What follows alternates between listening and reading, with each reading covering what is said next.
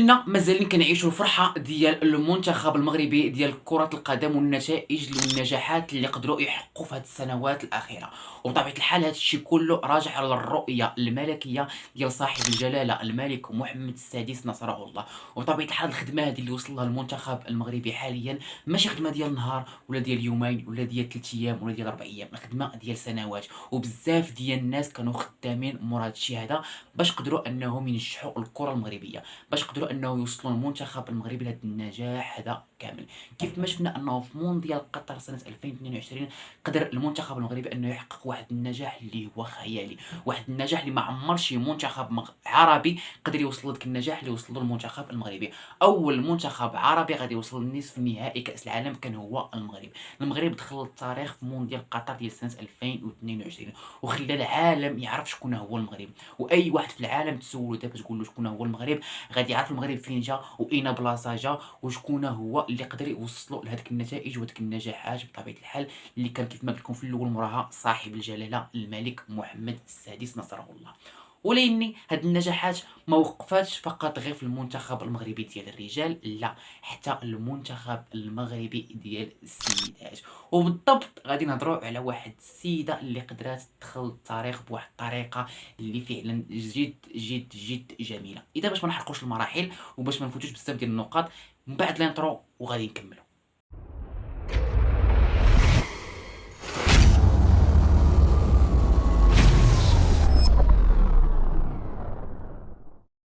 كلنا عارفين انه كاين حاليا كأس العالم للسيدات وبالضبط في استراليا ونيوزيلندا، هادو هما البلدان المستضيفة لكأس العالم للسيدات. والمنتخب المغربي كان ما بين الدول اللي غتلعب في هاد كأس العالم، والمنتخب المغربي كيتعتبر هو اول بلد عربي غادي يشارك في كأس العالم للسيدات، وهذا اول نجاح غادي يحققه المنتخب المغربي. رغم انه خسر قدام المانيا بهذيك النتيجه ديال 6-0 وقدر يربح كوريا الجنوبيه بواحد 0 في هذا الحدث اللي فات، لكن المنتخب المغربي قدر عاوتاني يحقق واحد النتيجه اللي هي هائله، هو انه اول منتخب عربي غادي يشارك في كاس العالم للسيدات. غير هذه النتيجه هذه فقط كتخفي المغاربه، وعندنا واحد الفخر اللي هو كبير انهم قدروا يشاركوا في كاس العالم للسيدات. ولاني ماشي غير هنا وقفنا وصافي، خاصكم تعرفوا واحد الحاجه اللي هي مهمه، انه الفيفا كانت منعا نهائيا انه في كره القدم للسيدات ممنوع على شي بنت انها تلبس الحجاب في وسط الملعب، ممنوع انها تلعب وهي لابسه الحجاب. الا بغات تلعب كره القدم غادي خصها تحيد الحجاب نهائيا. ولان هذا الشيء كامل غادي يتبدل في سنه 2012 بالضبط. في 2012 عطات الفيفا الاتحاد الاسيوي قالت لهم ان غنعطيكم واحد الفتره اللي هي تجريبيه انهم النساء ديالكم يلبسوا الغطاء ديال الراس في المباريات ديالهم. طبيعه الحال الفتره التجريبيه عجبات الفيفا مزيان، ومن بعدها شنو غادي يوقع؟ ولكن في سنة 2014 غتقرر الفيفا انها تحضر هذه القضية ديال منع لباس الحجاب في مباريات كرة القدم، وغتخلي اي واحد بغى يلبس الحجاب يلبسو في وسط المباراة وما كاين حتى شي مشكل. ولكن دائما واحد الدولة كدير العراقيل وكتمنع اي حاجة كيوافقوا عليها وحدين اخرين اللي هي فرنسا. فرنسا لحد الان مازال كتمنع ان الحجاب يتلبس في اي نوع من انواع ديال الرياضة. ممنوع على اي سيدة انها تلبس الحجاب واخا تكون كتلعب هذيك الرياضة، تكون هي الاولى في هذيك الرياضه واخا تكون كطير. الا كانت كتلبس الحجاب ممنوع انها تلعب اي نوع ديال الانواع ديال الرياضه. الا بغات تلعب هذاك النوع خاصها تحيد الحجاب، وهذا القانون فقط دايره غير فرنسا بوحدها. اني حدا بهذا الشيء كامل ما تيهمناش، كتهمنا بنت بلادنا واللي دارت المفاجاه في كاس العالم للسيدات اللي منظم في استراليا ونيوزيلندا، واللي هي نهيله بن زينة، أول لاعبة كترتدي الحجاب في كأس العالم للسيدات. نهيلة بن زينة اللي مزيودة في 11 ماي سنة 1998 وبالضبط في مدينة القنيطرة. كتلعب مع الجيش الملكي وحصدت معاه مجموعة ديال الألقاب بطبيعة الحال من سنة 2018 وهي كتحصد معاه في الألقاب حتى لسنة 2022. نهيلة بن زينة عندها واحد المهارات اللي هي كبيرة بزاف، وهي واحد المدافعة اللي هي محترفة كذلك. الماتش اللي كنلعبو ضد ألمانيا ما كانش لعبات فيه نهائيا، وعندها هي البوست ديالها هو قلب الدفاع، يعني عندها واحد المكانة اللي هي مهمة بزاف، وعندها واحد الدور اللي هو مهم بزاف.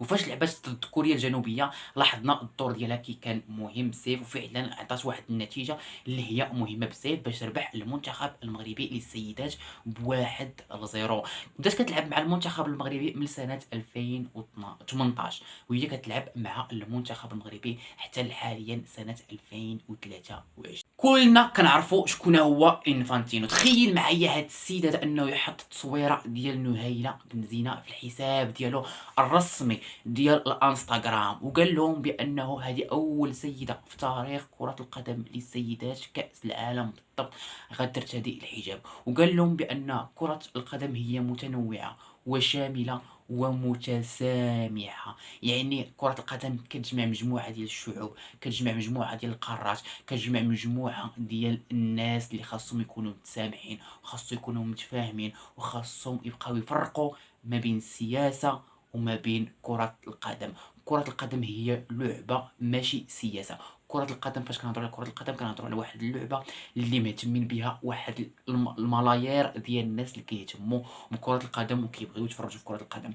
يعني انت فاش كتخلط ما بين السياسة وما بين كرة القدم فانك انت هنا ما كتفهمش وكتمنع بزاف د الحوايج وكتحرم بزاف د الحوايج على مجموعة ديال الناس وعلى الدولة ديالك بالضبط. هنا كيبين لنا بانه الناس اللي مسيرين كرة القدم المغربية فعلا قدروا يحققوا واحد النتائج اللي هي كبيرة، فعلا خدامين بصح على كرة القدم المغربية. وبطبيعة الحال هذا الشيء بالشهادة ديال مجموعة ديال الدول في العالم كامل. مجموعة ديال الدول كيعترفوا بالكرة المغربية بانها فعلا كتشبه الكرة الأوروبية ولا كرة القدم الأوروبية وتقدر تكون احسن من كرة القدم الأوروبية. وهذا الشيء بطبيعة الحال كامل بدا من نهار ربحنا في مونديال قطر ديال سنة 2022 فاش قدرنا نتغلبوا على مجموعة ديال الفرق اللي هي كبار، اسبانيا، بلجيكا، مجموعة ديال الدول اللي قدرنا اننا نربحوهم، اللي كانوا كيعتبروا راسهم انه ما كاينش شي فرقة عربية تقدر تفوز عليهم. من تما بداو النجاحات وبداو الخدمة ديال المغرب بطبيعة الحال، وبين المغرب على القدرات ديالو وانه مازال غادي يزيد يبين ومازال غادي يزيد يعطي ومازال ان شاء الله النتائج غتكون اكثر من هذا الشيء هذا اللي شفنا حاليا. دابا المنتخب المغربي للسيدات بقى له مباراة واحدة ضد كولومبيا اللي غتكون يوم الخميس بطبيعة الحال. اذا كنتمناو لهم ان شاء الله التوفيق، وكنتمناو انهم يستطيعوا انهم يربحوا هذه الفرقة، وكنتمناو ان شاء الله انهم يقدروا حتى هما يحققوا واحد اللقب كيف ما حققوا المنتخب المغربي للرجال في مونديال قطر ديال سنة 2022. برغم انه حاليا راهم حققوا واحد الانجاز اللي هو كبير كاول بلد عربي للسيدات قدر انه يلعب في كاس العالم ديال السيدات في استراليا ونيوزيلندا. اذا كنتمنى لكم التوفيق الكبير. وصلنا لنهايه الفيديو، كنشكركم بزاف على الدعم ديالكم وعلى الشركه ديالكم، وكنشكر اي واحد قدر يوصل للنهايه ديال الفيديو حتى هنا. شكرا شكرا شكرا بزاف لكم. الا كنتي اخويا ولا اختي اول مره غتفرج فيا ما تنساش انك تضغط على زر لايك زر الاشتراك وتفعيل الجرس باش فوق ما نلوح واحد الفيديو جديد يوصلك عن طريق نوتيفيكاسيون. كنشكركم بزاف على الدعم ديالكم، كنشكركم بزاف على الاشتراكات ديالكم، وبسلام عليكم حتى الفيديوهات اخرى ان شاء الله. باي باي عليكم.